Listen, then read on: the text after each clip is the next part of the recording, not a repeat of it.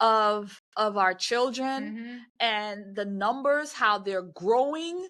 I mean, every day, I mean, it's like they're drinking something from a faucet. Like all of these kids, they're drinking this thing up, and it's more of them that are sprouting up with this disease, this mental disease.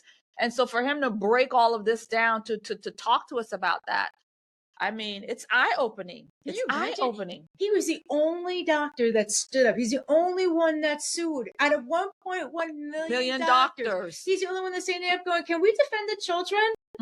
Because I mean, this is wrong. How are they not standing up? And they're complicit in what's happening here. Yeah. Listen, we the church, we have to stand up and we have to say, this is our culture. This is what we want to see happen. Because if we leave it up to these industries, forget about it. Yeah. I mean, again, these industries are all in it, again, for the ultimate dollar, to make money. They will make these, they will produce, the big pharma will produce these chemicals, stick it in your body, kill you. It don't matter as long as they make money. They will put you on puberty blockers. Children 12 years old, 10 years old, they'll put you on puberty blockers. When your body is just developing, just trying to make its way, they will stick you on these puberty blockers where your body is literally fighting with itself. The natural in you is fighting with the chemicals that they're putting in you. And it's crazy. Why? And so they can keep you on these drugs forever. And then you cut off your parts and keep you on drugs forever. And that's it. Dr. Z talks about like the elderly are starting to die off, so they needed a new industry to be able to, new segment of people. So now they're targeting the children because, you know, once they're starting the puberty blockers and whatnot, that's a lifelong thing. It's lifelong. They're customers forever. So yeah. And when you think about it, when you think about the things that the natural diseases, the natural things, the stuff that comes from the food and everything else on top of the puberty blockers and all of these things that they're doing to their bodies. Like, madness. We're literally in a health crisis at every single angle. Why put more on top of it unnecessarily? Because they've put in your brain that, hey, you might be a boy or a girl, and they feed off of that because children are confused at that age, and they put all this stuff into you. Oh, I must be a boy.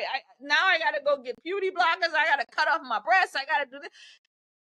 And it's a money grab at every angle. If this was happening back in the early 80s when I was young, let's say 10, 11, 12 years old, forget about it. I don't know what would have happened to me. I was a total tomboy. Like, I hung out with all the boys on the block. We played football, manhunt, wiffle ball, all that fun stuff. Like, I hung out with the boys. They would have targeted me. Yeah.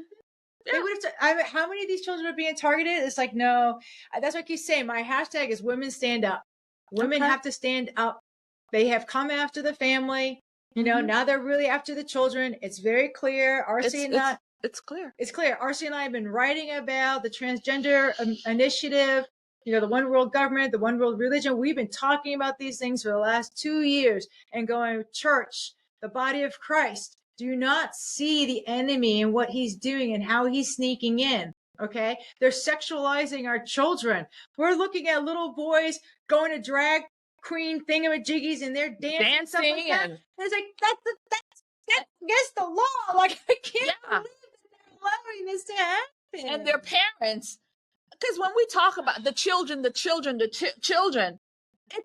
the parent? The parents are in the audience cheering it on, taking video. Oh, this is the queen.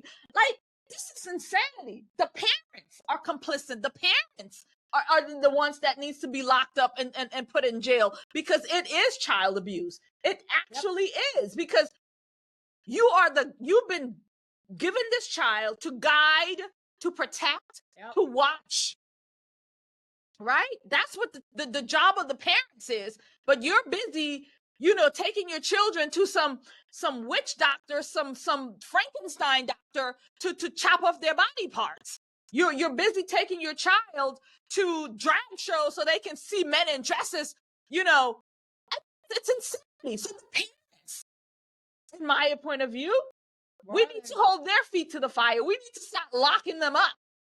So my eldest two kids are 36 and 33. The difference between what they went through when they were in school versus my daughter, who's now 25, and what she went through, she's the one who came home with the little girl that was like, I'm non-binary. And I'm like, what the hell is that?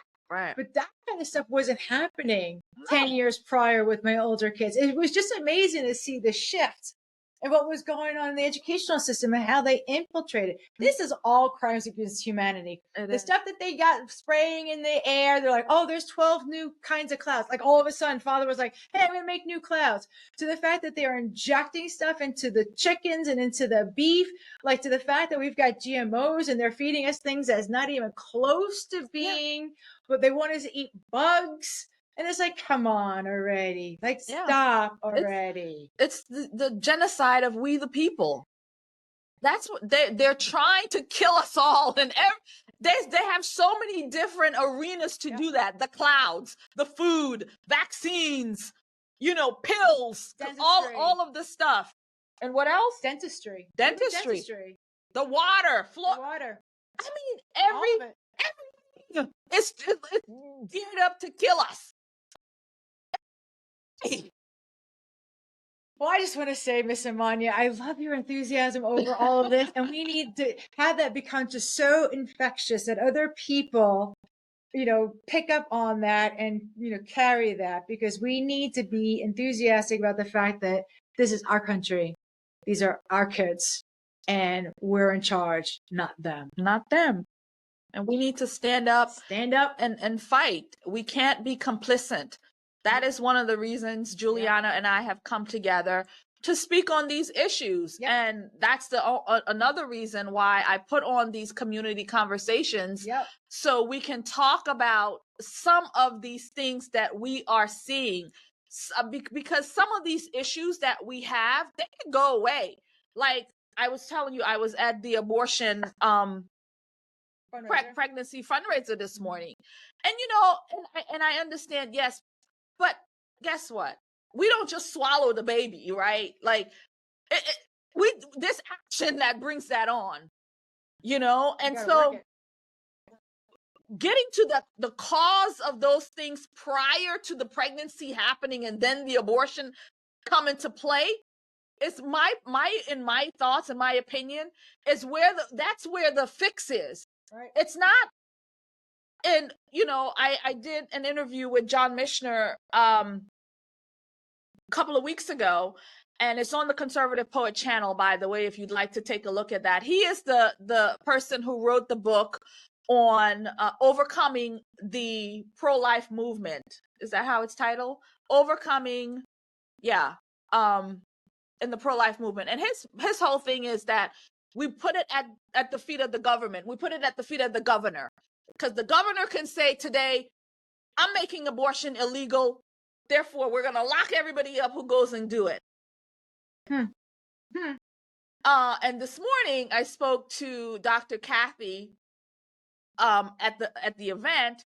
And I said to her, I interviewed him recently, and this is his stance. And she says, I disagree, because I think it's a moral thing. And that's where we need to fight. That's where the change has to come. It has to come within the moral stems of we the people, we the society, and therefore we need God to fix and change these hearts. So abortion is that issue. If we were following the word, if we were marriage before sex, if we were in these spaces, if we were there, then abortion wouldn't really be an issue. So if we have the conversations, if we're talking to girls about preserving our bodies, if we're talking to them, if we're having those conversations and saying, maybe, that's not the right way to go. You don't want to end up down the road a single mama. You don't want to end up down the road in these predicaments. You want to have a husband. You want to have a marriage. You want to have this. This is what you want. And so the church and everybody else, we would be able to stop the abortion pandemic as it is if we talked and we're presented with other options. And if we made the dignity of women, the dignity of girl, and who we are, we wouldn't be, letting. And I understand rape happens, and I understand incest. I know these things happen, but the majority, the 99% of that, is not coming from those things. It's about we the women, If we would go back to the Bible, right? Father made sex so that it's like a contract, right? You don't want to be having sex with a whole bunch of people, but we've taken the Bible away from how we raise the children. If the children really understood the importance of why Father said to be married and then procreate, there's a reason why we're not supposed to have sex before marriage. It's more than just about not getting pregnant out of wedlock. It really is about having that abstinence and being with that one person and having that covenant between, a man and a woman coming together for the first time as husband and wife and having children under that beautiful covenant and protecting the children. So father's protecting the husband's protecting the wife, and the wife, all of that protects the children. But we lost that. We no longer have that. But if we would go back to the simple basics of the Bible, abortion would not be a thing. Yeah, it wouldn't be an issue at all. All right. I want to jump out of my skin and say that. Listen, when I'm called a racist because I said that there are more Black babies that are aborted in New York City than are born, we have a problem. They're talking about how we're not producing enough people to be able to sustain the culture and whatnot. Of course, because you've been killing us off. So it's not just the, millions of babies that were aborted. It's all the children they would have had and all the children that those children would have had. It's right. The line. We're literally killing the seed, the line, the generation of, us. Of us. And so I actually said this morning to somebody, 13% of the population, that is who we as Black people are as a whole in this world, in this country, whatever 13% of the population. Why is that? We have been stagnant here for decades. We are not growing. Why? It's because we are killing our own. We're killing our babies. We're killing the next generation of the line of our families. Black on Black crime. And that's what it is. I mean, we going into the gun violence is a whole nother thing. But this particular part of it, that's what it is. It's a genocide. And Dr. Z said it. The worst place for a baby to be is in the womb of the mama. That is the most dangerous place for a baby to be. Isn't that crazy? That's crazy. That's just crazy. Absolute madness. But this is the world that we're in. And again, we can create beautiful babies. We can create a beautiful family. And so I started on this rant from talking about the Liberty Hall's conversations. And so we had a great conversation with wives over the weekend with this lovely wife was one of the panelists. And I thank you again, Julianna, for taking that and doing that with me. So, and we had some beautiful ladies on the panels talking about wife and talking about, the experiences, and the women, the single ones in the room was really, they got a lot out of it. And again, it talks to you about, okay, I think they've got something, I'd love to do that. Like, rather than, becoming a baby mama. No, it's a beautiful thing. And here I am a baby mama. I am this person. I am. And again, not throwing rocks at anybody. But now I've grown and I understand these things. We're going to make mistakes. Nobody's saying we're not going to make mistakes. I've made them. And that's why I'm here now trying to say to young girls, you have the ability to take a different option. You have the ability to take a different avenue. To create the beautiful unity that God really wants for us as his daughters. As his daughters. That's the most important point right there. But the younger generation, they're more like our grandparents. They're very conservative. The girls, they want to be stay-at-home moms, right? The boys, they want to be able to get married and be able to, take care of the household and send their kids to college on his salary alone. Yeah. It's up to us, our generation, the Generation Xers, to be able to say, we need to smoothly hand over what needs to happen with our culture to the younger generation and empower the conservative generation. Have you heard of Girls Gone Bible?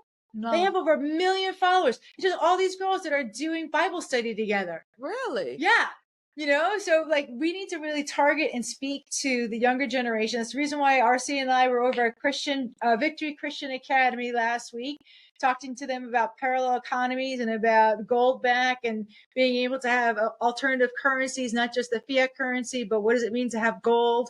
It's important for us, the Generation Xers, to sit down with the younger generation and say, this is yours now. Yeah. What do you want to make of it so that we can help and empower you to have the culture that it is that you want to be able to have? Yeah. That's our job. Yeah. So and it's great. And again, it's educating our people. Yep.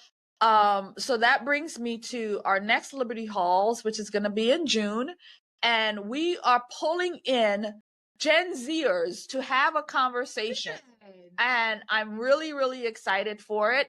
And still in the planning, we just got over one. But this is going to be the next one. I was looking at the calendar this morning. I'm like, oh my God, we're going to have that call. And we're going to talk to Gen Zers, young people, about what they're seeing, what's happening in their world. And the following that, the one that's going to be after that one, we're going to talk financial literacy. We're going to talk money. We're going to talk go back. We're going to talk about these things to get ourselves free from the matrix, if you will. And like this week, we had the highest in the stock market, right? This week, money happened this week, right? Gold went up tremendously.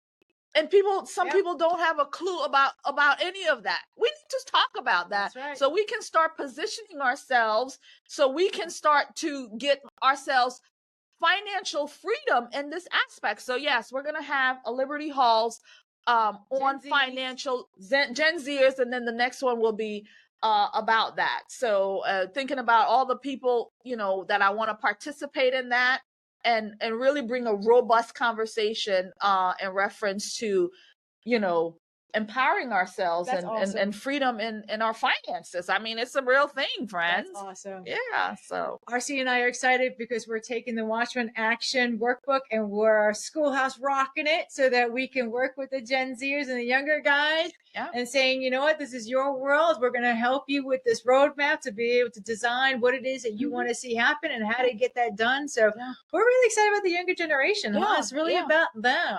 Yeah. So they have a great opportunity. Young people right now, they're living in an era where, they can become millionaires like that. They're living in an era, they can do their businesses like that, where before, it was a struggle trying to piece these things together. We're living in a different era, and young people, they don't have to be broke at 60. They don't have to be broke at 70. That's right. They can be millionaires at 20. That's right. Right? Because we have these tools now, and and we know that the school is not educating them on these things. They're not teaching them economics. They're not teaching them anything. We know that they're teaching them all about the LGBT though, and all this craziness, but they're not teaching them how to, become independent and really give more into the society. Because we're going to leave them with this world. They're going to be the ones running for office one day. They're going to be the ones being president one day. They're going to be the ones in our Congress. And so we need to start educating them on all things so that they are not, we don't have wokeness, in this way. That's right. So. Woo! What a segment. All right. Let's land the plane. We've been here for an hour and a half just having major conversations. Amania, I really appreciate you. And I love you. My sister. Yes. All right. So I'm Julianna Ormond with Watchmen Action. You can find us at watchmenaction.org. We love you guys. You want to close out? Yep. And I'm Amania Saluste. I am the conservative poet on YouTube. Go and check out the channel and subscribe, like, you know, I would really appreciate that. And you can also support by going to the Orlando Patriot, where you can find my merch, mugs, t-shirts, things like that. That really does help out, especially with the work that we do on the ground, not just in YouTube world, but you know, the work that we're doing on the ground, like creating the Liberty Halls and bringing those live conversations. So all of that helps. You know, it helps us out. So I thank you very much. And also what really, really helps is pressing like and commenting and sending this off so that YouTube won't suppress this work, and so that they can hear what Dr. Z had to say. And so, because that is a real challenge, they don't want this thing out. So share it with friends. We really appreciate that. Share this conversation with friends, because it's really something, because YouTube is not going to push it out there. We need your help to push it out. We got 6 people in there. All 6 of you, send it to 1,000 people. All right. Well, we love you guys. We're signing out, and we will see you next Friday. God bless and keep you. Happy weekend. Yes. All right. Bye, guys. Bye-bye. There we go. Bye.